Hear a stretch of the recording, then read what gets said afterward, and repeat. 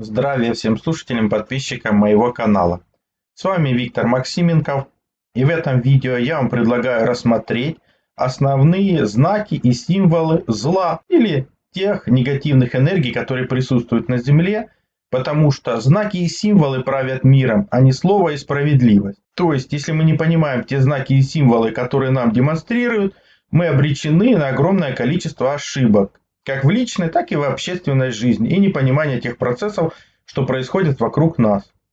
При этом древние говорили: не отвергайте незнаемое и необъяснимое, но постарайтесь незнаемое познать, а необъяснимое объяснить, ибо боги помогают стремящимся к познанию мудрости. Это одна из заповедей Сварога, а Сварог, вы уже знаете, что это небесный рог, то есть это центр нашей галактики. Он же бог неба у славян, бог огненной стихии, бог-творец. Поэтому я вам предлагаю вспомнить ту матрицу энергий, то есть тот энергетический уровень, который я показывал, сравнивая его с чакровой системой человека. Обратите внимание на левую сторону картинки.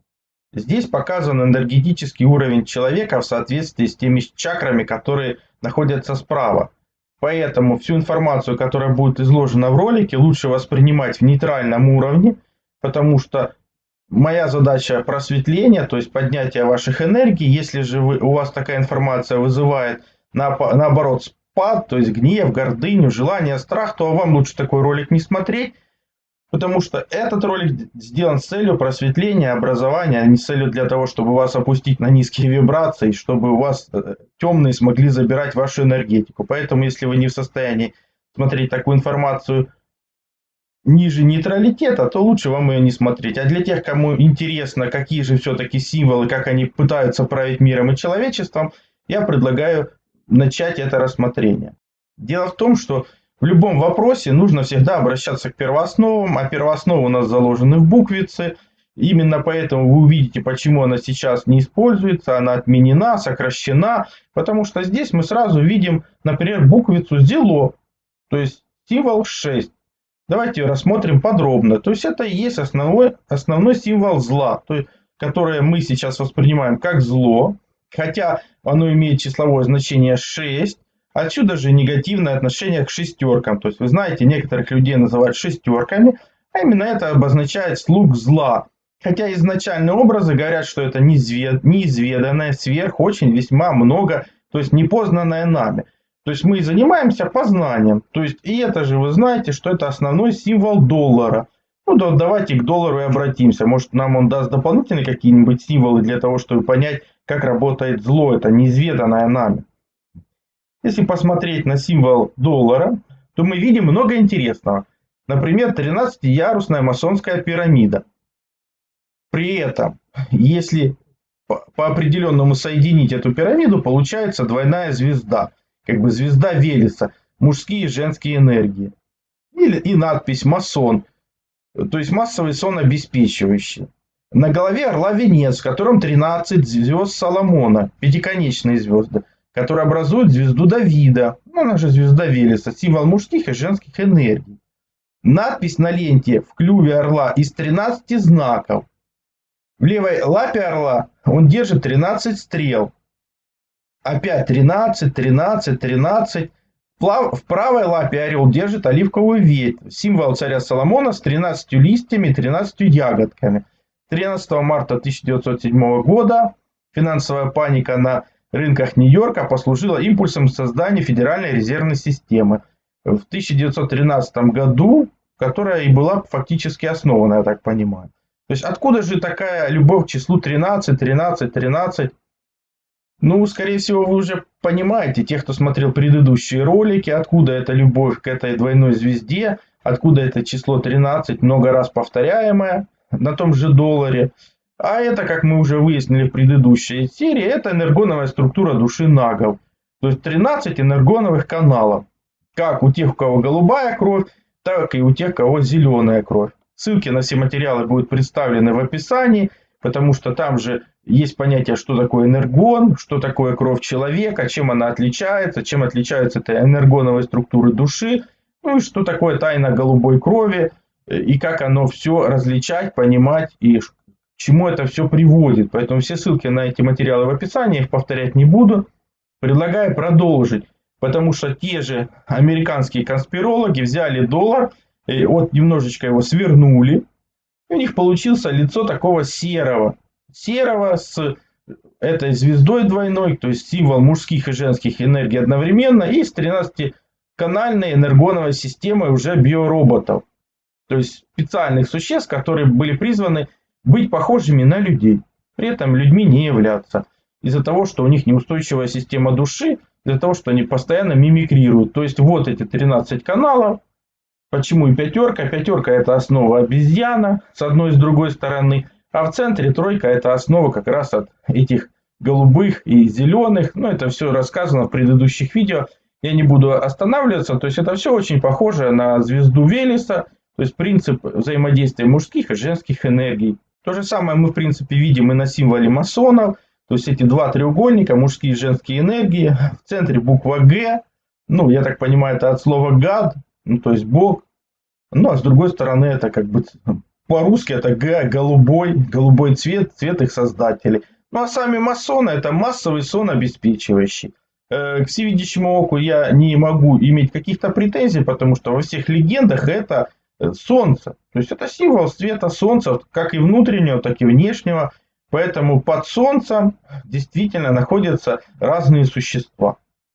А что такое массовый сон? Ну, обратитесь к фильму «Матрица», потому что я не зря в предыдущих видео показывал вам, что есть люди, которые имеют энергетический потенциал целой вселенной, которые пришли из духовных сфер для того, чтобы понять, как здесь работает вселенная на материальном уровне и помочь материи тоже развиваться духовным путем.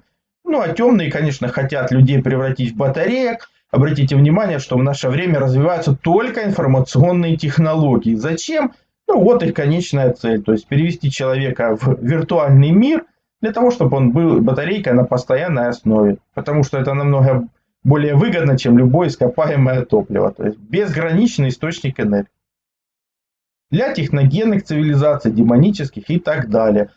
Поэтому нет необходимости удивляться, что на долларе такие символы, что определенные схемы, определенные треугольники, они могут быть и такие двойные, которые образуют это слово масон, так и то, что мы вот видим здесь. А здесь именно поясняется, что гексаграмма называется также звездой Давида или печатью Соломона.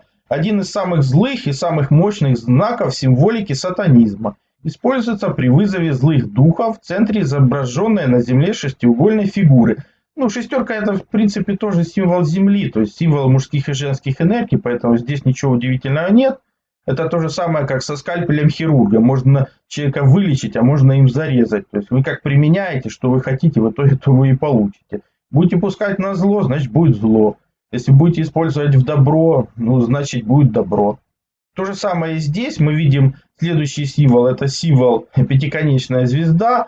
В центре стилизованная под молнию. Но на самом деле это та буква Зело, буква С. Тьма всегда старается быть похожей на свет. А перевернутая эта система, потому что мы раньше видели эту пентаграмму, которая называется Бафомет. То есть она перевернутая, образующая козлиную голову. То есть 2-3. С одной стороны, а с другой стороны она показывает человека не развивающего, а деградирующего. То есть потустороннего, который находится по ту сторону огненной реки. Это все я изложил в видео про полуземлю. Ссылки, как всегда, на материалы будут в описании, откуда это все взято.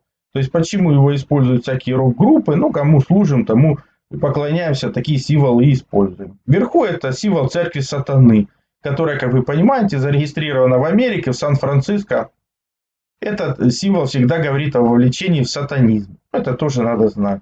Друзья, в этом году по полной программе бушует зима. В такие моменты особенно важно следить за своим здоровьем. Я использую и вам рекомендую наш отечественный препарат Синтезит. Это уникальная разработка российских ученых, аналогов которой в мире не существует. В отличие от других таблеток и БАДов, наш Синтезит активирует естественные внутренние процессы, влияющие на иммунитет, восстановление и общее здоровье всего организма. И самое главное, у препарата абсолютно нет побочных действий. а эффект и прилив энергии чувствуются уже через час. Наш синтезит уже сегодня завоевал доверие и продается не только в России, но и в США, Европе, Швейцарии, Китае, Казахстане и других странах СНГ. При покупке обязательно используйте промокод Виктор10. Так вы получите дополнительную скидку в 10%. Ссылка в описании под видео. Если рассматривать тот же доллар, то эту же пирамиду можно рассмотреть и как это пятиконечная звезда перевернутая, то есть именно как раз опять же символ сатанизма. Не шестиконечная звезда, а пятиконечная звезда, причем перевернутая. То есть потусторонние личности, то есть это не человек, движущийся к свету, а те, кто деградирует, движется в обратном направлении, вниз. Обращаю внимание, вот это одухотворенная материя, то есть я вам напоминаю, что как раз пятый элемент это дух, но есть человек одухотворенный, который развивается, как и материя вокруг него, вопрос только в размере этой звезды. А если она перевернута, то есть это деградация, то есть это превращение в демонического существа фактически. Но кроме одной буквы «С» часто встречаются две буквы «Дзило», то есть «зло». Это можно интерпретировать как, например, в группе КИС. То есть это короли на службе сатаны. То есть СС это слуги сатаны.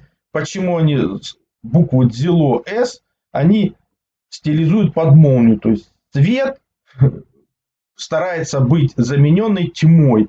И обратите внимание на них, они все раскрашены в цвета своих хозяев. Зеленый, голубой, фиолетовый, красный, то есть как бы мимикрия, похожесть на кого-то. И поэтому они очень часто любят показывать этот свой символ, то есть это символ 3-2, то есть это символ их прародителя, а с другой стороны это символ называется коза, то есть это символ как раз слуг Нижнего мира. Скажем так, вот это оттопыренные пальцы в виде козла, знак, обозначающий приветствие среди сатанистов, поклонников рок-музыки. То есть они очень часто это делают, но на самом деле это как раз признак того, что человек служит этим темным силам.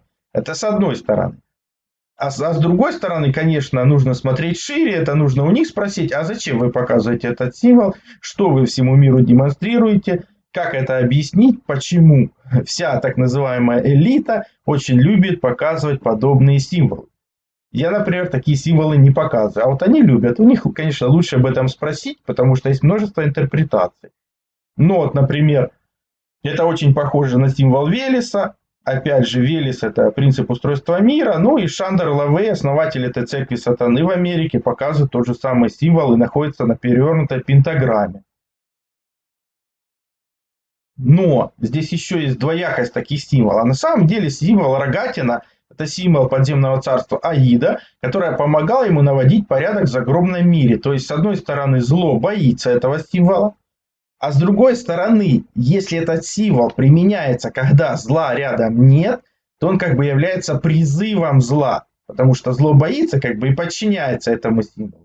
Ну и одновременно некоторые существа показывают, кому они служат. То есть это многогранный такой символ, и прям сразу его воспринимать как негатив тоже не стоит, потому что есть разные значения. Поэтому я и говорю, а что они имеют в виду, когда они показывают? Кому они служат, кому подчиняются, или может они, например, зло разгоняют. Хотя я очень в этом сомневаюсь. Потому что судят даже не по символу, а по действиям, по результату. Ну какой результат в нашем современном мире вы все знаете. Также хотелось обратить ваше внимание, что могут быть и такие символы, то есть это как раз эти неопознанные НЛО, хотя на самом деле это колесница Аида, то есть черный цвет, треугольная форма, то есть это символика подземного мира. Могут быть еще 4 огненных колеса, так как и написано в легендах и мифах прошлого. Также хотелось бы напомнить, что ракшасы, они же демоны, менявшие форму и приобретавшие любой образ, то есть они обладали изначально мимикрией, что и передали своим таким биороботам серым. То есть они могли принимать и облик человекоподобный, различных существ, рыб, птиц, гигантов, великанов. То есть мимикрия, меняние формы, то есть принимание любого образа. Зачем я это говорю? Потому что это сходство мимикрии позволяет и в сегодняшнем мире внешне существам выглядеть, например, как человек различных цветов кожи. Причем внутренняя структура при этом этих существ остается пустой. То есть пустой человек, который похож на человека, но ведет себя как разумная обезьяна. Всю информацию я изложил про это в предыдущих видео, ну и поэтому вы должны уже понимать, что Например, такие символы, когда из радуги убран только голубой цвет, как бы символ их создателей, а они показывают, что они могут быть идентичны любому цвету кожи. Поэтому они как бы мимикрируют, становятся похожими на любой народ, с которым рядом живут. Почему вот это их символ как бы? Для того, чтобы вы понимали. Но также хотелось обратить ваше внимание, что вот, например, химический состав нашей Земли, причем по слоям, обратите внимание, на глубине есть кремний и алюминий. То есть основа жизни серых тот же кремний, а алюминий как бы дает этот серый цвет. То есть глина. Глина. Опять же, если мы опустимся чуть ниже в земле, то там получается магний. Магний это основа цвета крови зеленокожих. У тех, у кого зеленая кровь, зеленая кожа, то есть там иметь может быть немножечко зеленоватый цвет кожи, но и магний может давать этот же цвет кожи, цвет крови. И с другой стороны тут же рядом железо. И тут же рядом огромное количество кислорода. Я уже не буду говорить, что ну как в раскаленной магме может быть кислород. Ну откуда он там взялся? Ну я понимаю химические элементы. А вот если Земля полая, тогда понятно, откуда этот кислород. Кислород от богатства жизни внутри Земли. Ну, все это излагал в видео про полую Землю. Кто не видел, перейдите, посмотрите. Там целый плейлист этой информации, которая показывает, что все космические объекты, они полые. Они там под Землей находятся как минимум 3 цивилизации. И как раз это и доказывает и химический состав, потому что тот же кислород, он же вырабатывается теми же деревьями, то есть биосферой. И эти реки кислорода, они текут и под землей, поэтому отсюда и химический состав, когда мы видим, что зло построенное на кремнии и алюминии, вот оно под землей. Дальше идет железо, а железо это основа нашей крови. Опять же, огромное количество кислорода говорит о том, что там, скорее всего, просто атмосфера есть. Да и все. Поэтому все ссылки, как всегда, в описании, но это я вам показывал этот химический состав, потому что есть такие названия, как, например, Баал, это барий и алюминий. И исследователи говорят, что это два металла, это как раз и открыты в этих химтрассах, химтрейлах, которыми поливают как бы людей, чтобы они постоянно болели и находились в угнетенном состоянии. Ну, все ссылки на материалы в описании, каждому решать, так это или нет. Ну, этот вопрос стоит изучать. То же самое, что мы видим, например, на руне Белобог. То есть это символ человека, который развивается, который тянется к свету, общину, род, успех, покровительство высших сил. Но если развитие меняется на деградацию, то есть поменялось всего лишь направление, то это уже Чернобог. То есть это как бы два волка в человеке. Какого кормишь, такое и растет. Кормишь светлого, растет светлый. Кормишь темного, растет темный, деградируешь. То есть по этому направлению уже все. Освобождение, тень, снятие масок, смерть, эмоциональное освобождение, плутовство, разрушение старых связей. То есть, деградация одним словом. Всего лишь поменялось направление этого символа.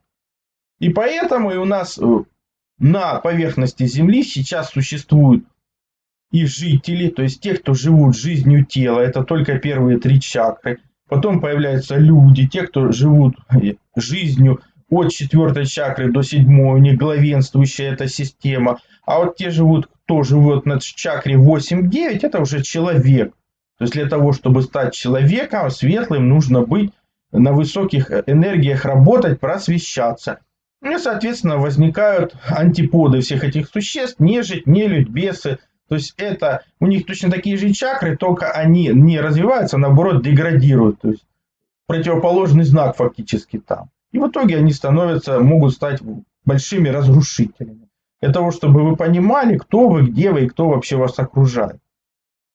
Поэтому, когда вы видите подобный символ Гринписа, это, скорее всего, не борьба за то, чтобы мир сделать зеленый, а борьба за то, чтобы отдать мир под власть тем, у кого зеленый цвет кожи, да и крови. И это символ разрушения человека. То есть, фактически, это сатанинский символ. И есть сведения, что те, кто основали Гринпис, они фактически являются первыми основателями этой церкви сатаны. То же самое можно понимать как перевернутый крест. Он обозначает насмешку Христу Иисуса. Но на самом деле он обозначает как бы наоборот. То есть если вы развиваетесь вверх, ваш энергетический крест из 9 чакр, он идет вверх, а если вы деградируете, он идет вниз. Почему его используют многие сатанисты? Есть еще вот крест беспорядка, тоже эта сатанинская символика может быть применена в различных сферах жизни, чтобы вы знали. Отсюда же вот этот символ мира перевернутый, на самом деле это символика перевернутого и при этом сломанного креста, но не Иисуса, а именно энергоосновы человека. Означает презрение и ненависть не к христианской религии, а к самому человеку, его структуре, его развитию. Еще известен как символ мира. Ну, какого мира вы теперь уже понимаете. Сегодня он используется личностями, которые занимаются оккультизмом, которые наносят данный символ, совсем не подозревая, что он значит. Он значит разрушение человека. Вот что он значит. Те же символ три шестерки, это может быть, например, атом карбона, гигантохеры, которые указаны в легендах как жители подземного мира, тоже три шестерки. То есть это опять же это пентаграмма, когда есть мужские и женские энергии, тоже три шестерки. Эти же три шестерки символ ЦЕРНа, то есть кому они служат, кого они обслуживают, ну вряд ли человечество, потому что миллиарды долларов потрачены, множество институтов вовлечено, а толку никакого. Вот вам уход энергии в пустоту. Вот что нам предлагают и делают. Поэтому мы фактически с вами нашли корень зла, это символ зело. Три шестерки из этого корня можно сделать, что это 25,8 и дальше. Вот вам корень зла. Ну, это, как вы понимаете, это то, что вы не понимали, не знали, теперь становится для вас более понятным, познаваемым. Поэтому просьба не путать с матрицей человека, а он же людина. Отсюда возникает понятие людина, то есть те, у кого как минимум работает 4 чакры и больше, то есть от 4 и выше, а лучше всего 6, потому что люди это 30, то есть одна 3 грамма 15 плюс другая 3 грамма 15, это 30, как бы людина. То есть человек, у которого 6 хотя бы чакр нормально действует, причем задействованы верхние чакры, он и есть людина. А 30 это цикл месяца 13 тысяч лет назад. Поэтому если 15, 1 плюс 5, здесь будет 6, 6, 6. То есть не 3 шестерки, а 4 шестерки. Потому что по диагонали этого магического квадрата тоже шестерка. Просьба это не путать, потому что там вместе все это сложить будет получаться 60 духовные структуры. То есть как раз это наша духовность, наша духовная основа, то, куда нам надо развиваться, вверх. Также хотелось бы обратить ваше внимание на простое слово, которое все применяют, а смысла вы его не понимаете. Это слово, например, монтаж. Что такое монтаж? Это процесс сборки, установки конструкций, механизмов, электросхем и так далее. То есть это созидательство, создательство чего-то нового. Согласны? А что такое демонтаж? Это снос, ликвидация зданий, сооружений путем разборки сборных и обрушенных монолитных конструкций. Но демонтаж – это разборка на отдельные части машин, аппаратов, сооружений. А в общественном устройстве демонтаж – это уничтожение общественных структур и систем государственного управления и так далее.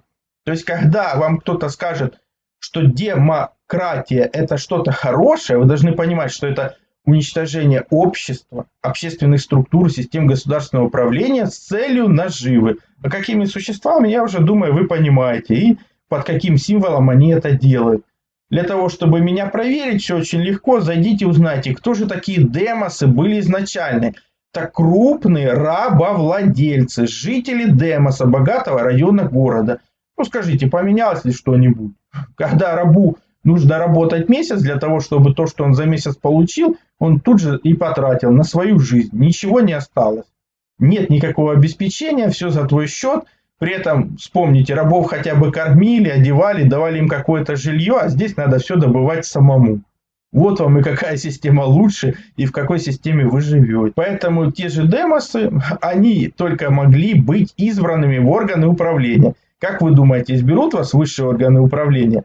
Я думаю, нет, потому что вот вам юная исследовательница, которая в прошлый раз я показывал, которая показала, что все президенты США являются дальними и близкими родственниками. То есть они все родственники генетически, ну там только один выбился из их этого фамильного древа. Других они туда просто не подпускают. А кто они такие, я показал в предыдущем видео. Для них предком является, конечно, король Англии. Они уже его потомки. То есть вся эта ветвь идет из Англии. В Англию она попала из Италии. В Италию она попала из Египта, скорее всего, или Кавказа. Все это я показывал в предыдущих видео, переходите по ссылкам, знакомьтесь. Поэтому, когда мы читаем статью из того же 1975 года, когда Николай Тимофеевич Рисовский говорил, то теперь мы понимаем, о чем он говорил. Вы представьте, что будет, если у нас вдруг появится демократия. Ведь это же будет засилие подонков демагогически. Прикончат какие бы то ни было разумные способы хозяйствования, разграбят все, что можно, а потом распродадут Россию по частям, в колонию превратят. Ну теперь сделайте вывод, был ли он прав тогда, что получилось и почему это получилось, потому что люди понимают элементарное значение слов. И не только Россию, а фактически весь мир. Если вы мне не верите, то, пожалуйста, обратитесь в ваш филиал Мини-Ада. В Ад-Мини. Ну, там страца еще добавка, конечно, есть.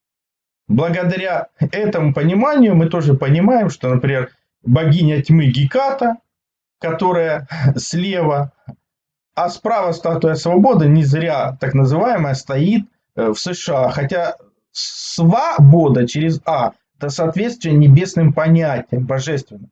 А свобода – это отсутствие наказания за любые злодеяния. Для того, чтобы вы понимали смысл. Мы дальше будем это разбирать, чтобы вы больше и глубже понимали эти смыслы. Но теперь вы понимаете, что знаки и символы правят миром, а не слово и закон. И вам это все показывают, рассказывают, но вы не понимаете, не видите этих понятий в упор. Поэтому нужно все познавать, объяснять и углубляться, просвещаться. Давайте делать выводы. Так как миром правят знаки и символы, а не слово и закон, то нужно понимать, кто и при помощи каких символов пытается управлять миром. Как гласит одна из заповедей Сварога, не отвергайте незнаемое и необъяснимое, но постарайтесь незнаемое познать, а необъяснимое объяснить, ибо боги помогают стремящимся познанию мудрости. Так, основным символом сатанистов является буква «С» – «Дзело» с числовым значением 6. Отсюда же вытекают такие известные понятия, как «слуги зла», две этих буквы «Дзело», и негативное отношение к 3 шестеркам, они же 3 буквы «Дзело», как символ антихриста, то есть перевернутого креста, как символ энергоструктуры потусторонних сил, направленных на разрушение. Другой такой аналог – перевернутая пятиконечная звезда. Самым распространенным символом зла является также число 13, и получило оно свое распространение благодаря 13-канальной энергоновой структуре Нага, руководящих силами тьмы, и 13-канальной структуре биороботов серых, которые объединяют в себе как женские, так и мужские энергии. Внешние очертания тела тоже похожи на мужские и женские, то есть это мимикрия. Аид, он же Гадес, Плутон или полудемон, и так далее, царь подземного мира, управлял им при помощи своей рогатины, которая в современном мире известна под символом козы, ну или козла. 2 пальца вверх, 3 вниз. Она же символизирует основу энергоновой структуры крови нагов. 3 канала женских, 2 мужских, или наоборот, то есть синяя или зеленая кровь. Одно из имен Аида – полудегмон или полудемон, то есть власть пекельного подземного мира можно понимать как демонократию, а их филиал можно понимать как админи, то есть администрация.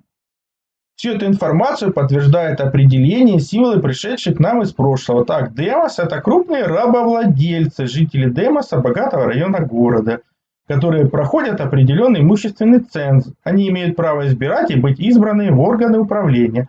Остальные жители цивилизации не могут быть избраны в высшие органы управления власти этой. То есть, как вы понимаете, фактически мало что поменялось в мире. Монтаж, он же в технике процесс сборки, а демонтаж это наоборот уничтожение общественных структур, систем государственного управления. То есть Д это указывает на демонические разрушающие силы, которые уничтожают не только материальные объекты, но и общественные структуры и системы государственного управления. Ну, помните, повторение мать учения, но информация с первого раза никогда не усваивается. Смотрите видео столько раз, сколько нужно.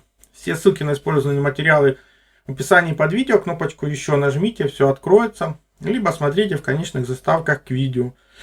Ну, не превращайтесь в 4-ю обезьяну нашего времени, которая просто уткнулась в гаджет, ничего не видит и ничего не слышит.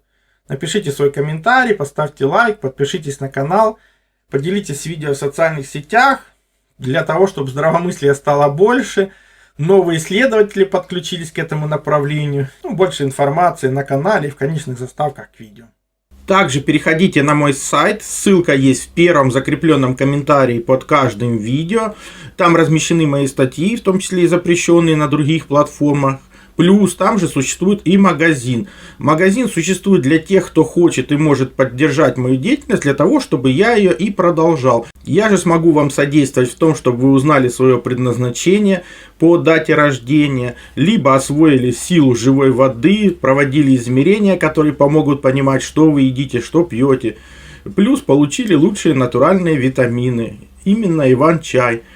Плюс, опять же, сила живой воды – это водород и озон. Именно эти две структуры воды помогают нам сохранить здоровье и вылечиться от любых болезней, потому что они универсальны, подходят как одному человеку, как и всем членам семьи. И один раз купленные не требуют других расходников. Плюс, например, детектор электромагнитного излучения.